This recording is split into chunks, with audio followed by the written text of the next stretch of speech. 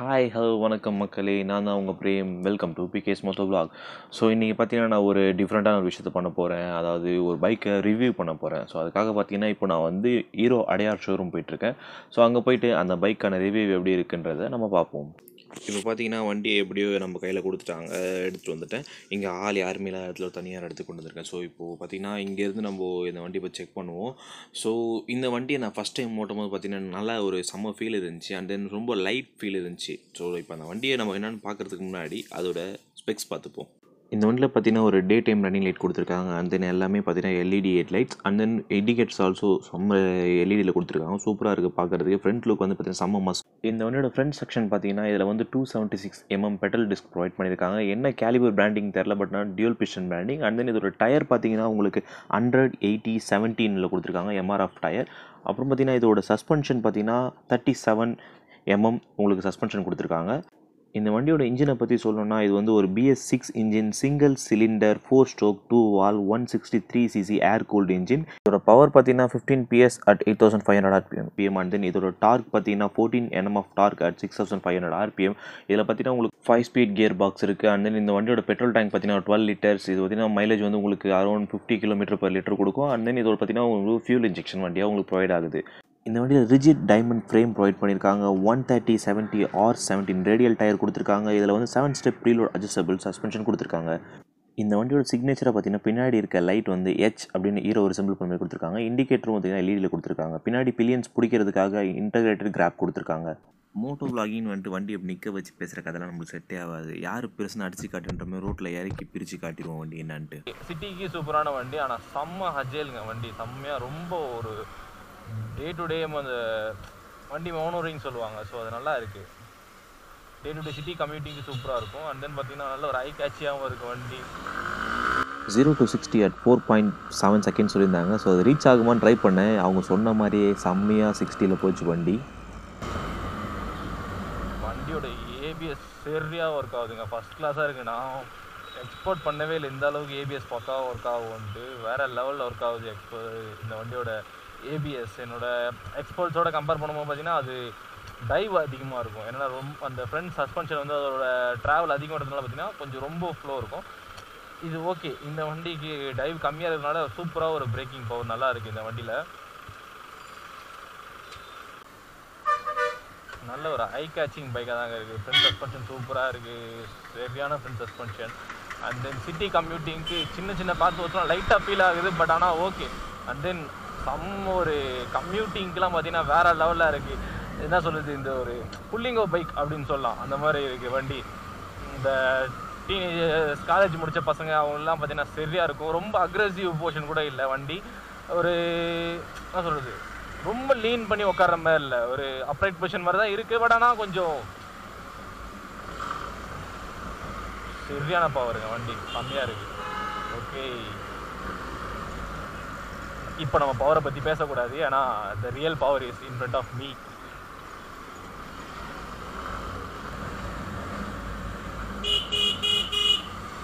வழக்கம் போல் இந்த ஹார்னை எவனும் மதிக்க மாட்டான். நல்ல ஹாரன் தான், பட் சவுண்டாக இருக்குது கம்பேரிட்டிவ்லி மற்ற பைக்ஸோட ஆக்டிவ் ஹார்ன் வரலாம் இல்லாமல்.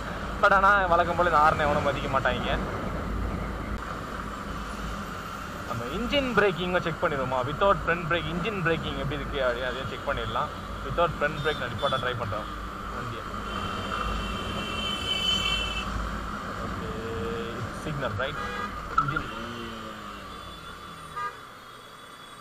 வித்தவுட் ஃப்ரண்ட் பிரேக் இன்ஜின் பிரேக்கிங்கில் வண்டி நிற்கிதுங்க, சூப்பராகவே நிற்கிது. இன்ஜின் பிரேக் மறுபடியும் இந்த வண்டியோட 0 to 60 4.7 செகண்ட்ஸ் அந்த ரெக்கார்டை ட்ரை பண்ணேன். பட் ஆனால் கண்டிப்பாக இந்த வண்டி ஹீரோ சொன்ன மாதிரி தரமாக ப்ரூவ் பண்ணிச்சு. 0 to 60 வந்து 4.7 செகண்ட் எனக்கு ரீச் ஆச்சு.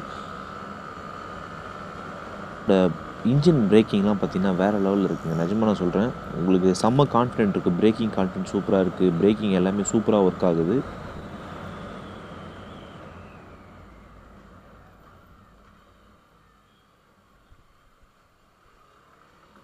அதுக்கப்புறம் இந்த இடத்த பற்றி சொல்லலாம், சென்னை வாசிகள் எல்லாருக்குமே தெரியும், இது நல்ல ஒரு செம்ம ஸ்ட்ரெச் கிடைக்கும். இந்த இடத்துல இந்த வண்டியோட மேக்ஸிமம் ஸ்பீட் ட்ரை பண்ணோம் அப்படின்னு நான் ஸ்பீட் ட்ரை பண்ணேன்.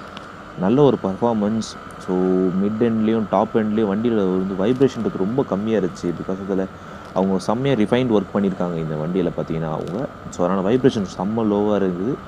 அதுக்கப்புறம் பார்த்தீங்கன்னா இந்த வண்டியில் வந்து டாப் ஸ்பீட் பார்த்தீங்கன்னா என்னால் 117 தான் ரீச் பண்ண முடிஞ்சிச்சு. ஸோ ஒரு 160 ஆர் 163 சிசிக்கு இது வந்து நல்ல ஒரு ஸ்பீடு தான். பிரேக் அண்ட் எல்லாமே பார்த்தீங்கன்னா நிஜமாகவே மறுபடியும் பிரேக்கை பற்றி சொல்லிட்டே இருக்கலாம். ஏன்னா ஏபிஎஸ் அந்த அளவு பக்காவாக ஒர்க் ஆச்சு. ஸோ வேறு லெவலில் இருக்குது. அதுக்கப்புறம் இந்த வண்டியில் பார்த்தீங்கன்னா டிராஃபிக்கில் மூவ் பண்ணுறதுக்கு வந்து ஆட்டோ சைலிங் டெக்னாலஜி அப்படின்னு ஒன்று கொடுத்துருக்காங்க. அதாவது டிராஃபிக்கில் வந்து வண்டி ஆட்டோமேட்டிக்காக அப்படியே ஸ்லோ ஸ்பீடில் மூவ் பண்ணும்போது ஸ்மூத்தாக மூவ் ஆகிறதுக்காக ஆட்டோ சைலிங் டெக்னாலஜின்னு ஒன்று கொடுத்துருக்காங்க. அதுவும் ஒரு நல்ல ஒரு டெக்னாலஜியாக இருக்குது.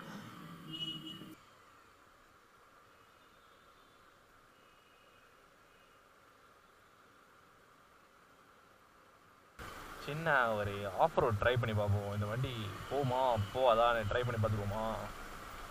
ஐயோ சே முடியலைங்க. இதுலலாம் போனால் வண்டி மாட்டிச்சுன்னா சங்கடமாக போயிடும். எஸ்